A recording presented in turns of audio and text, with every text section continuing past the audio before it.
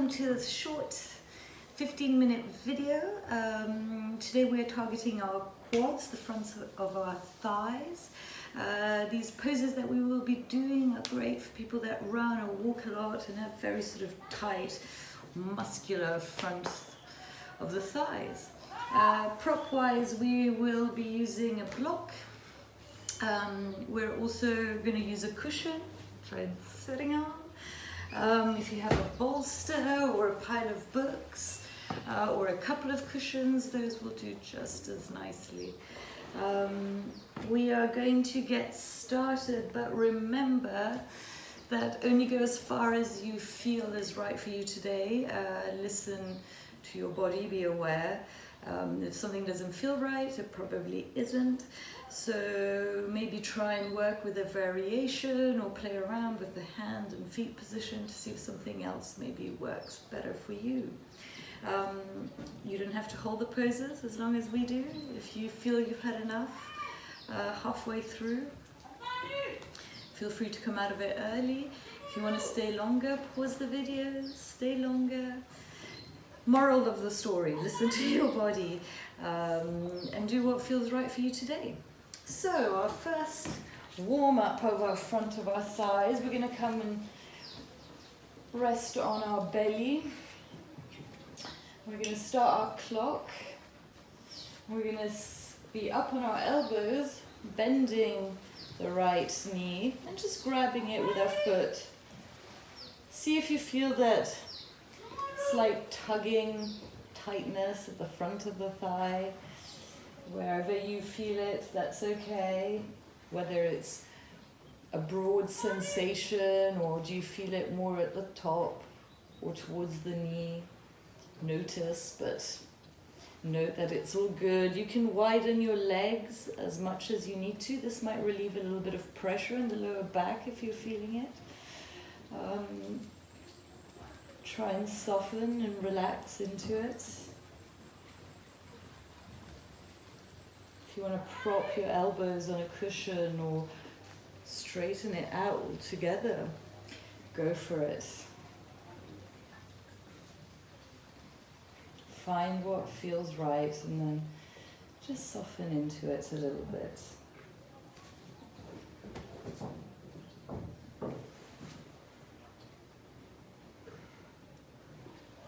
Allow the muscles to relax.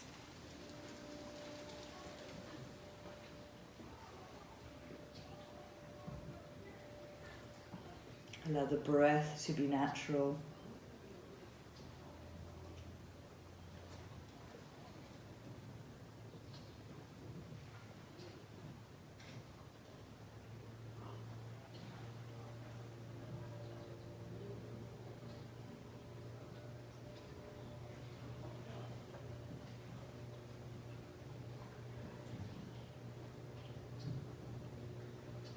Notice what comes up in the mind, any emotions, whatever they are, just notice and come back to that awareness, that focus of relaxing the body, relaxing the muscles, relaxing the breath. We're over halfway through. For some of you, if you wanted to prop the knee up onto a block or a cushion, you can. That might intensify the stress in the area. That might feel good.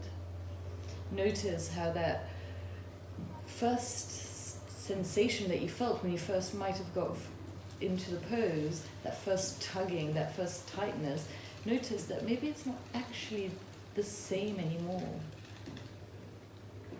Do you need to deepen the stretch? Or do you need to lessen the stretch? Maybe you went in a little too gung-ho.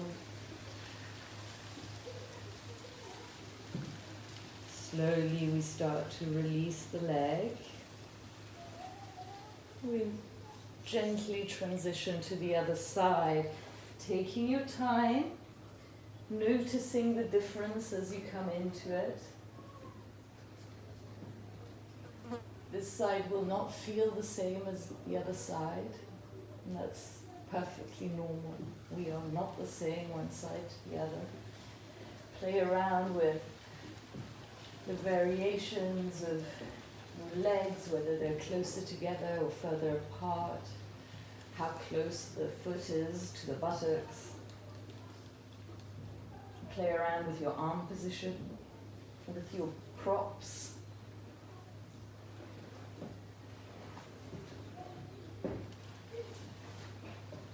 But once you've found somewhere that feels right, then you start to soften into it.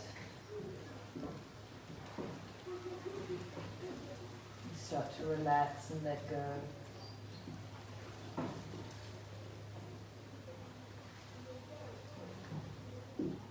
There's obviously an element of efforting in this pose as you have to hold the foot down.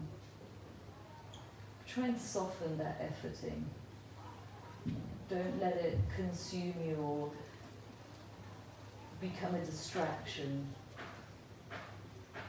The goal here is to soften and relax, not just the body, but our mind, our breath, our nervous system.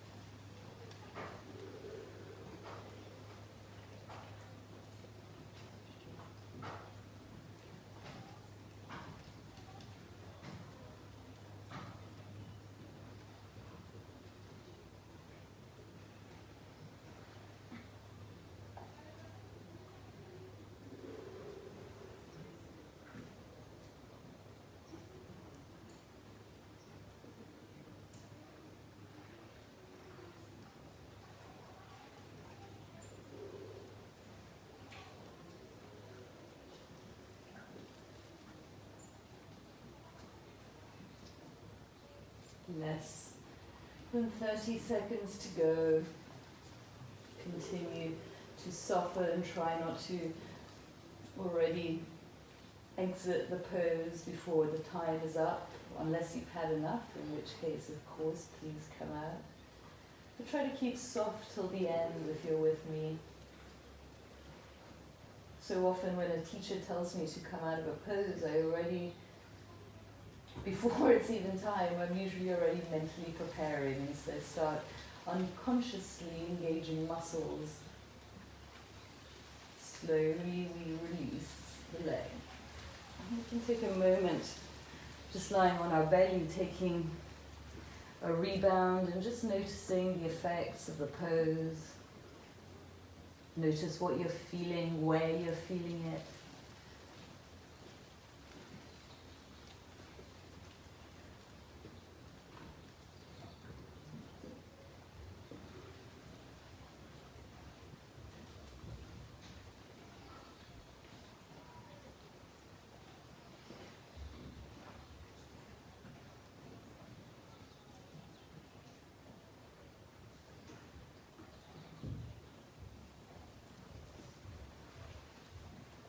Slowly we start to bring movement back to our fingers and our toes. We bring our hands next to our chest and we just push back into a child's pose. We're just going to stay here a minute. I like to keep my knees together so that this allows my spine to round. All poses that involve stretching the quads involve a back bend. And so in between those postures, I quite like just to take a break to round my spine the other way. I bring my arms behind me and I just allow myself to hang there.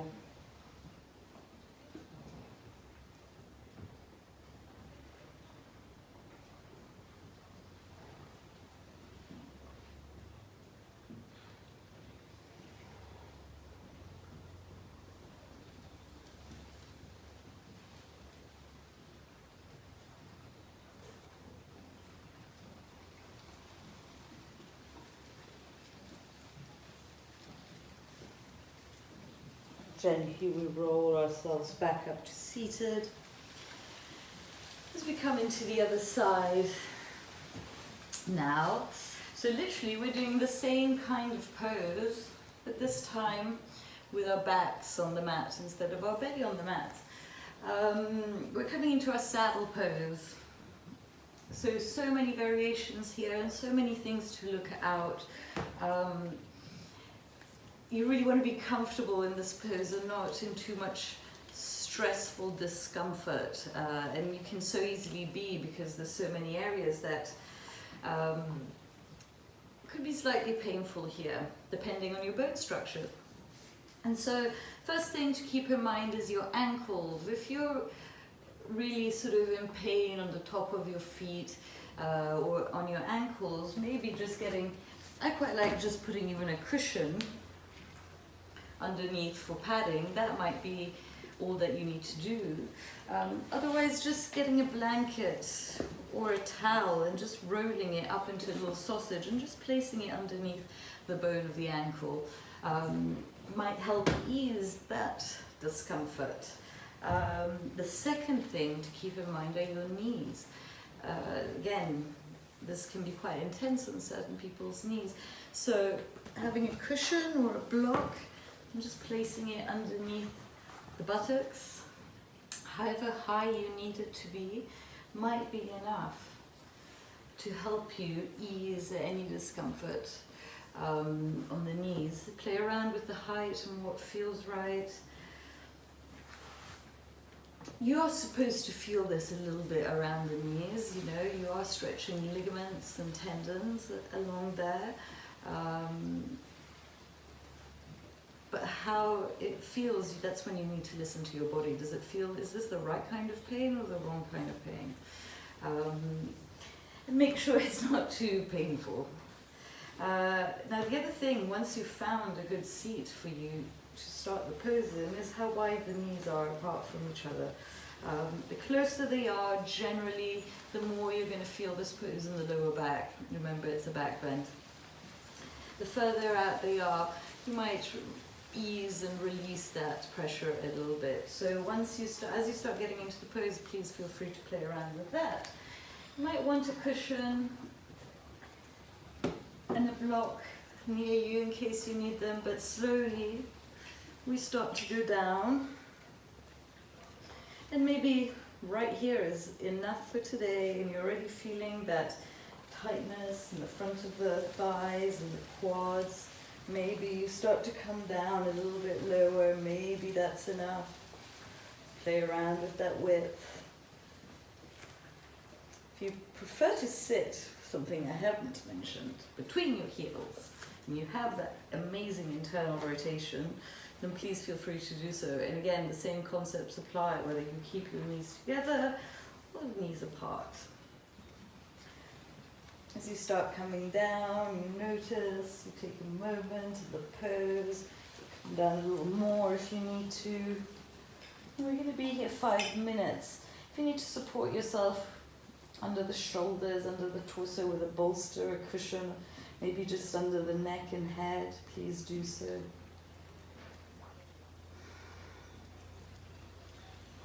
If your knees come up off the mat while you're here, know that that's okay.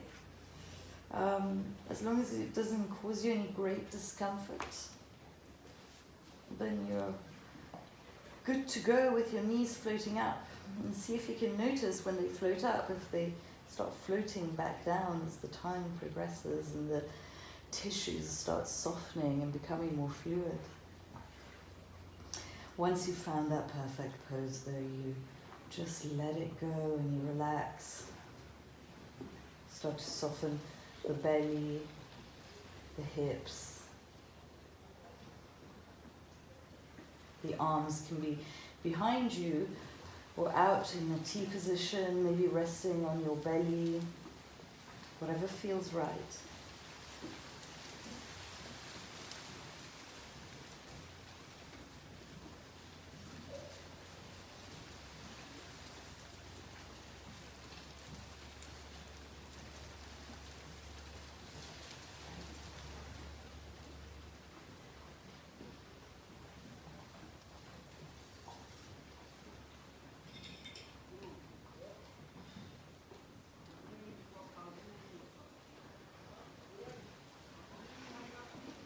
take any deep breaths or sighs to release the last bits of tension or anything you might be holding on to. So that you can just allow yourself to be in this pose. These quad stretches that we're doing also target our stomach and spleen meridians. So I find them really good to aid digestion, to ease anxiety. This is one of my go-to poses whenever I feel a little anxious. It suddenly snaps me right back out of it.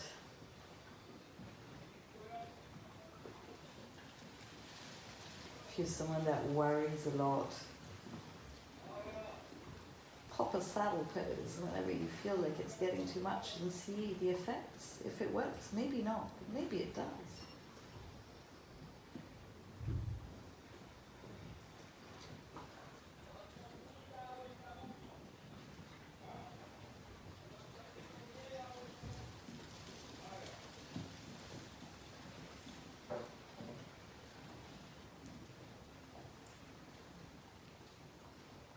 We're over halfway through. Make any adjustments you need.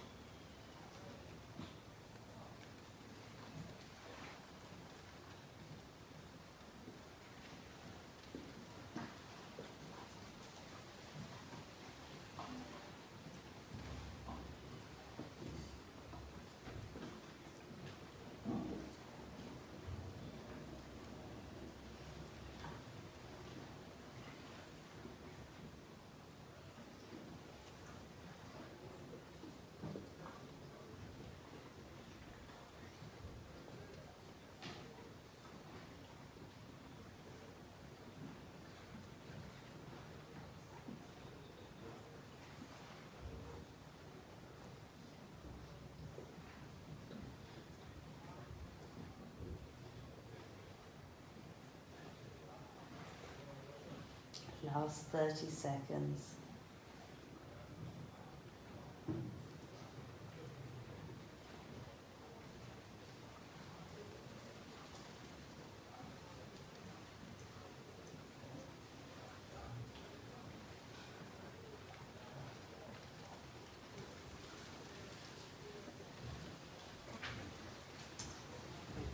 Slowly we start to tuck the chin to the chest a little, and just using the strength in our elbows to just maybe hold on to the mat just to start bringing us up a little bit.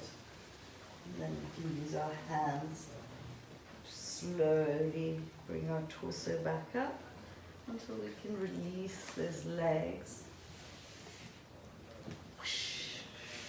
Feel that release of energy. And then we make our way back down onto the mat.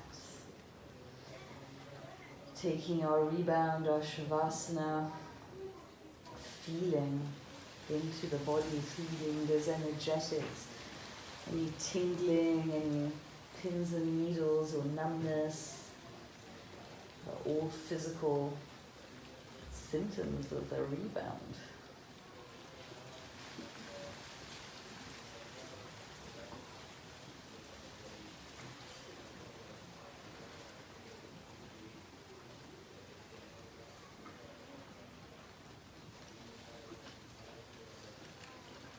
Allow yourself to fully relax, to fully let go. If you feel any sense of vulnerability or fragility, especially in the lower back, you know that this is normal and temporary. We have just held the back band for 5 minutes. And your tissues, just like they need time to soften, they also take time to creep back. Just allow that to be.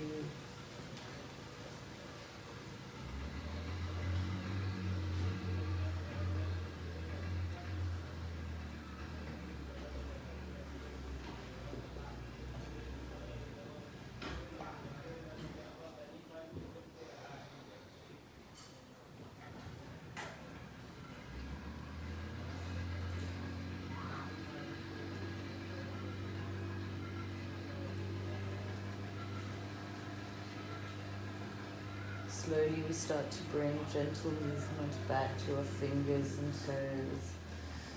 And we stretch our arms overhead, pointing, flexing the feet. Hug the knees to the chest, maybe one at a time first, both together. And feel free to give yourself a nice little lower back massage here just by swaying side to side.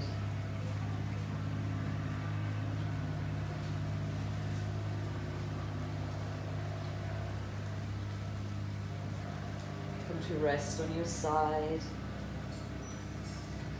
And slowly you start to make your way back